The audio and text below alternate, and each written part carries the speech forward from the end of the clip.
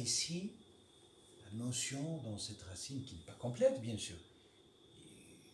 On a quand même deux lettres qui signifient aussi maturité. Vous voyez, rien que dans sont allés exploiter toutes les possibilités de la commutation, de la combinaison des lettres et de leur distribution dans la racine. En reprenant seulement les 3 lettres et sans compter les vocalisations ou le med, le alif qui viendrait s'insérer ici, le ya ou le waw, car ce sont des lettres faibles. Huruf, c'est des voyelles qui ont le sens à la fois de consonne et de voyelle. Si on met aussi ça, on va avoir en réalité découvrir des secrets enfouis dans cette racine par l'adjonction de ces lettres, de ces voyelles, mais en les considérant comme des consonnes. Donc sans aller, parce qu'il faudrait réserver peut-être toute une vidéo pour faire le commentaire ésotérique, ou plutôt supralinguistique, segmentale, de la linguistique segmentale par rapport à la distribution de ces lettres, qu'est-ce qu'on retient? On retient en réalité que dans le chiffre 5, il y a un côté de maturité, arriver à la maturité, il y a un côté d'occulte, quelque chose de caché, il y a un côté de renfermement, mais il y a un côté de réalisation immédiate ici et maintenant qui nous touche et qu'on le sente. Donc, dans le symbolisme du 5, pourquoi 5 prières et non pas 50? Dieu aurait pu garder une injonction divine pour toute l'humanité à 5, ou 2, comme avant, comme beaucoup de gens le disent, il y a seulement 2 prières, il y a même des lectures qui nous disent les 3 prières, ou les trois prières, etc., dans d'autres traditions antérieures à l'islam. C'est parce que c'est dans le chiffre 5, on a, je n'ai exploité que 30% des possibilités de la racine, on a en tout cas 4 notions fondamentales pour se réaliser immédiatement. Et donc cette répétition aussi de 5, elle a un lien intrinsèque avec les 5 ciments de l'islam. Donc là, qu'est-ce qu'on a? En réalité, on a une puissance basée sur le chiffre 5, puissance 5. C'est comme si dans la prière, vous avez la puissance 5 des 5 ciments de l'islam. On a une puissance fondamentale dans la prière. Et c'est pour ça qu'on a cette tradition des grands savants musulmans qui nous disent la seule différence entre nous et les autres, enfin, pas la seule, mais la différence fondamentale entre les musulmans,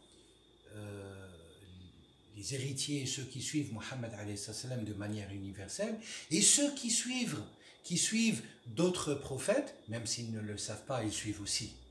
Par extension, Mohammed obligatoirement, ontologiquement, ils le verront dans l'au-delà, et ça c'est une promesse divine d'ailleurs dans le Coran.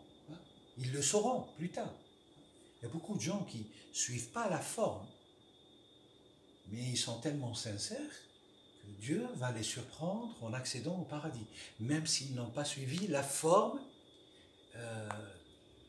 matricielle, totalisante, universelle, finale que Dieu a choisie pour la création. Mais ce sont des cas d'exception. Donc, ils suivent ce qu'on appelle l'exception de l'exception parce que tel ou tel prophète va intercéder pour eux.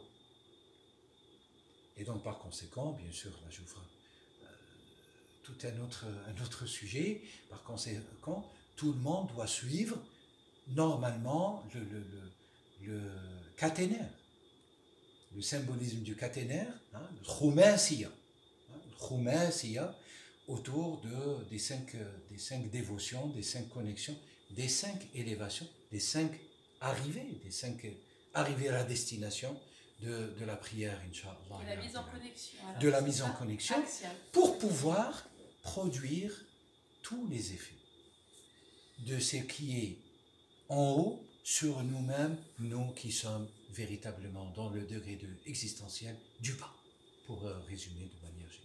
Mais dans le sens, on a un petit indice, puisque quand on fait salat, voilà, n'oublie pas, elle est obligatoire qu'il y ait la Fatiha, c'est ça. Et je disais qu'elle était partagée entre une adoration vouée à lui et son si je me souviens La bien, Fatiha suffit, selon la tradition, pour tous ceux qui ne connaissent pas le Coran, l'arabe, etc., c'est difficile d'apprendre, ça prend énormément de temps. Il suffit d'apprendre la Fatiha et elle suffit. Et la Fatiha, c'est une tradition authentique du prophète, elle est la sourate par excellence qui est dichotomique.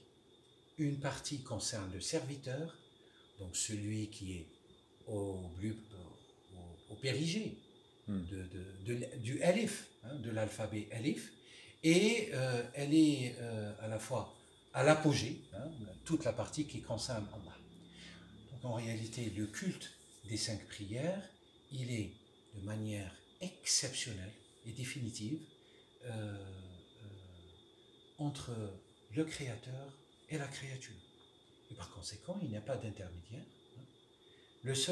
Les seuls moments d'intermittence, ce sont les moments qui sont régis, peut-être on abordera cette question, sur la cosmologie des temps de la prière. Parce qu'il y a énormément de choses à dire sur la cosmologie, pourquoi le Fajr il est au moment de Fajr, pourquoi Dohr il est au moment de Dohr, pourquoi l'Asr il est au moment de l'Asr, et pourquoi le Maghrib il est au moment du coucher du soleil, et pourquoi l'Isha il est au moment où il n'y a plus un brin de lumière du soleil.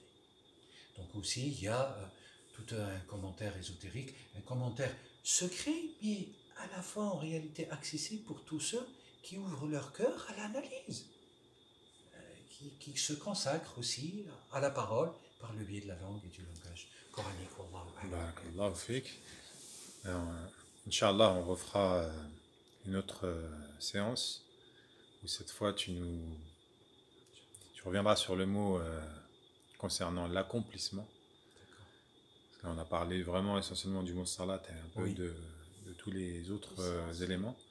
Mais le mot aqim salat, il faudrait qu'on l'abordera, Inch'Allah. Barakallahu fik. Est-ce que cela, ça va renvoyer au mouvement aqim? Parce qu'il faudrait que dans cette prochaine vidéo, vous abordiez aussi les mouvements que l'on fait. Parce que j'ai entendu dire qu'il y avait des ponts dans d'autres traditions. Absolument.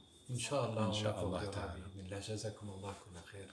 Barakallahu fik, cher professeur Boumediene Ben Yahya, et Inch'Allah à une prochaine vidéo très intéressante. Intégrale, très bientôt, Inch'Allah. Salam alaikum. Wa alaikum salam.